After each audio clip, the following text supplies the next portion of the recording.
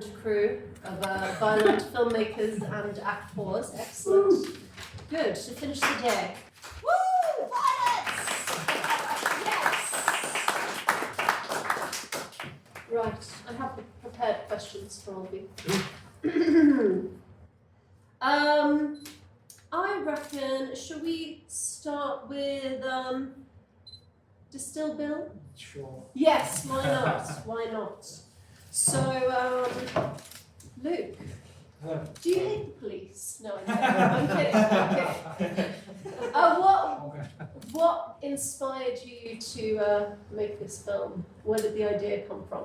Great question. So the idea came from the location itself. We had the distillery at our disposal, pun intended, and from that we were like, what could we do as a story inside the distillery that isn't just like we're making gin? And we came up with the idea of it's a body disposal thing, and then the idea just kind of got out of hand and people getting murdered left, right, and centre. And then that's the film, actually. Yeah. So it was location first. That's how we decided on the idea. Fantastic, good. I'll never look at gin the same again. I'll never drink it again. Try jazz. Right, Tina. So you've written a story about a very troubled man. Soul. Yes, troubled soul. How did you come up with the idea? Well, it actually started as just a scene that I was exploring, and I wanted to just write something which might be intriguing, and I just wanted one location, basically. I actually wrote it for this guy here, so I was trying to find something that would challenge you. So originally it was that first scene, which was a little bit longer until I chopped it down and made it non-linear. And then I just kind of explored from there, really. Just saw where the story took me. Excellent. So Ivan, this was written for you specifically. Yes, as someone with extreme low self-esteem and violent tendencies. Is that your usual casting type? That's mixed with avuncular good guy is quite an interesting one. It was a part that was very interesting to get into and play. Obviously, it wasn't always pleasant to go through that process, but it was very interesting. So, what do you prefer, the avuncular? Avuncular. Avuncular. See, way out of my vocabulary there. Avuncular good guys or the baddie? What do you think? What's your favourite? Well, personally, I prefer villain. I've just finished playing villain in Panko, so it's all good. It's all good fun. There's always some interesting mental anguish or twists of things to into with villains. So I quite enjoy that. Excellent, good. And Simon, this was a real love letter to controlled violence, I would say. What inspired you to do a documentary about this topic in particular? Well, it actually started out, it was meant to be a 30-second, Well, it wasn't 30 seconds. Well, it was meant to be a 2-day shoot that turned into 2.5 years. So, yeah, we basically spent 2.5 years. I think we went to 30 fights at the O2. So it was a lot. So it became part of their life. So much so I actually started boxing again because of it. And yeah, it was just, we wanted to show something that was about, not the violence was secondary. It was about the mental, the good side of boxing. Mm-hmm. I've been in combat sport for my life, and I've seen it save people on a regular basis because they can't go out doing things that they shouldn't be doing if they're training 6 days a week, and they can't drink, they can't do drugs.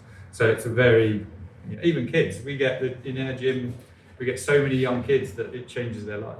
There was one conversation with this kid who's, I think he's got ADHD, and he was being bullied at school, and he was really overweight. And a year later, he's incredibly ripped. Nobody bullies him, and he's got self-confidence. And he actually sat there for half an hour and told me the story.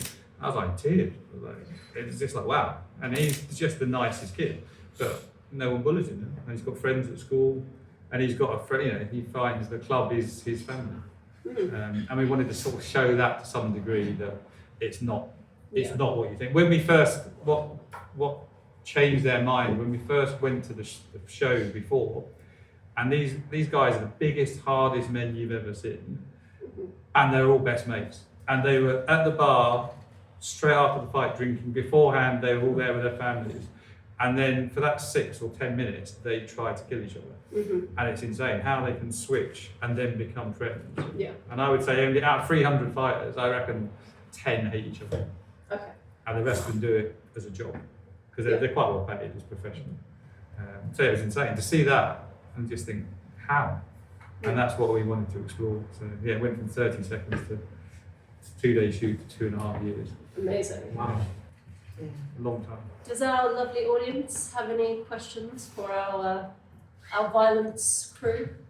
I must say that's the most violent presentation I think I've ever seen. It certainly lived up to the moniker. Good. That's what we strive for here at the Rugby Workshop Film Festival. Any questions? Oh, Dan? I wanted to ask about Quayle and Demons, kind of how you determined I guess the stories you wanted to follow, like how did you come about deciding upon that? That's a really good question. We actually shot for 6 months and none of it was usable. Right. Because it took 6 months for Paul, the main character, to actually trust us. So for 6 months he put on, because he should be in a wheelchair. The only reason he doesn't have a metal spine is he trains 7 days a week, 6 hours a day. So his core is so strong, it stops his back just falling apart. As soon as he stops, he'll be crippled, he won't be able to move. But he put on, because of all the abuse and everything, he gets incredible abuse online and like, it's ridiculous. He's built up this persona of the third person. So whenever we interviewed him, he would speak in the third person. And we're like, but when he speaks to us, he speaks like he does in the film. And it took 6 months for him to actually forget we were there and then start speaking normally. Even then he would still go back into the third person at certain points. And we just had to say, what are you doing? But it took 6 months just went in the bin. So, and then it took the poor editor a year to find the story. So as we were going along, he was just doing versions and we just said, that's not right. And then all of a sudden, it sort of clicked. And we were just lucky. We filmed a lot of different fighters and then chose those 4. Because also they were the nicest. Okay. There was a couple of fighters who were really interesting, but they were just horrible. All right. And I thought, I don't want to spend 2 years with somebody, one, that I'm scared of, and 2, I don't like. Okay, yeah, that makes sense. It seemed really lovely as well. Oh, he's so nice. Yeah. And the way they were speaking, like they were fighting their own demons. But he's such a good father as well. He's Yeah, like you this can see that. role model for his kids. Yeah. His kids are, you'd think they'd be just terrible. They are the most Yeah. beautiful kids. So well behaved, and they come from, he's obviously had massive trauma in his life, and they've had a bit of trauma. But the way his determination is really, they've really picked up on it, and they're so lovely. And I just thought that was an incredible counterpoint. It's not what you'd expect. You'd expect it all to be completely, home life would be ruined. But yeah, it was. But we had to re-edit about 3 times because Tamlin changed partners. Got married to somebody else. The original edit was her boyfriend who was doing the pads on the beach. She was with him, and it all. So we had to re-edit multiple times because they do go through trauma. Yeah. But that was the whole point of the film. Yeah. Okay. Yeah, I've got a question. Would that sport become like a televised thing? Oh, it is. It's Is it? It's like UFC. Is it like that next stage? It's just below UFC, Right. and Conor McGregor has now bought the opposing company, Right. and it's going to be huge. I mean, people are sort of bored with UFC because it's too much grappling. Need more blood. You can't get any more. The first fight we filmed, I took my son, he was a photographer, and we were ringside, and I wore my best clothes like an idiot. And we were so covered in blood when we got home. I had to throw my clothes away, Wow. and the camera was just dripping. It just had, because we were this far away from the fight, and it was probably the bloodiest fight out of the 2 years. It went 7 rounds, and they were heavyweight world title fighters, and they threw the ring away afterwards. There was so much blood. They couldn't clean the mat of the ring, they had to throw it away. But it was the most insane fight of it, so they did not stop. And we didn't get to see that? It's at the beginning. Oh, okay. There's a okay. little bit at the beginning, but we didn't follow those two fighters. They were too mean. No, they were really nice, but they were just live miles away. Okay. Yeah, it was very Another factor. factor. They had to be either all in one area like Wales or in London, Okay. so we could actually afford to do it because there was no money. It was all self-funded. And it was Okay. expensive. I think one final question. Unless we don't have one, then no final questions. Going once. Going twice. I just want to say you were very believable. I'm a bit worried sitting next to you. I'm going to be very polite. That's one question. Sold, yes. How do you manage to afford to do that with the 2.5 years? I mean, what else do you do to have an income? Well, yes, that's what my wife asked. I'm actually an advertising director, like a photographer and commercials director. So Commercials. yeah, so the advertising sort of paid for it, but it still hasn't. I mean, it still cost me a fortune. But we already owned all the equipment. So, and then I could call on, once I did a job and I'd used the crew, I could then call on the crew to come along and do it as a favour, because I'd already paid them quite well to do something else. But it still cost 30, 40 grand to shoot it. Wow. Yeah, Wow. it's not cheap. And that was pulling in masses of favours. How do you get your money back? Sorry for jumping in. Well, we haven't yet. That's a very good question. we've made no money on it. So Is there no route? Is there a route? Is there a we're going plan? to try and sell it. The festival run finishes in May, I think, and we'll try and sell it after that. Caught it just in time. There you go. Yeah. Well, you might have not gotten money from it yet, but we actually do have another prize today.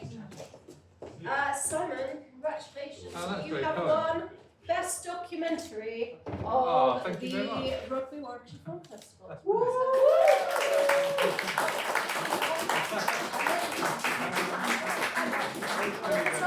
Thank you very much. That is a surprise. Thank you. There you go. I'm glad I came. Right. I'm glad I saw the other films, because it's always interesting to see other filmmakers' films, Yeah, because you can always learn something from it. Like the first one, the Finchley one, all my friends boxed at Finchley. So to see that and then see that it was a narrative rather than a doc Yeah. is really good. Yeah. And the girl was brilliant, the young girl. It was amazing. Yeah. Right, she was fantastic. Yeah, So, she yeah. shaped her head. Impressive. My son did the same thing for a commercial. My wife went absolutely insane. she didn't know, and Oh dear. well, she wasn't. Right, let's give our cast and crew and filmmakers a big round of applause.